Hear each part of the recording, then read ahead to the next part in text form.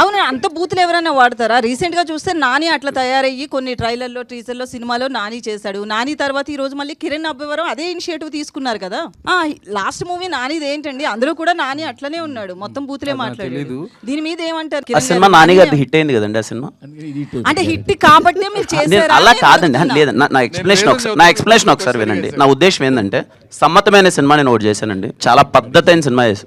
ఎందుకు మరి థియేటర్ అంటే ఇప్పుడు నేను తప్పుగా ఏ సినిమా గురించి నేను ఇక్కడ చేయొచ్చు, మీరు అదే పనిగా కిరణ్ అబ్బవరం ఇలా చేస్తాను నేను అడుగుతున్నాను. అంటే ఓపెనింగ్ పనికి వస్తుంది అనుకుంటే నా ఓపెనింగ్ సినిమా నుంచి అవే పెట్టండి సార్. అంటే రాజావారి రాణి గారు ఇస్ ఎ వెరీ డీసెంట్.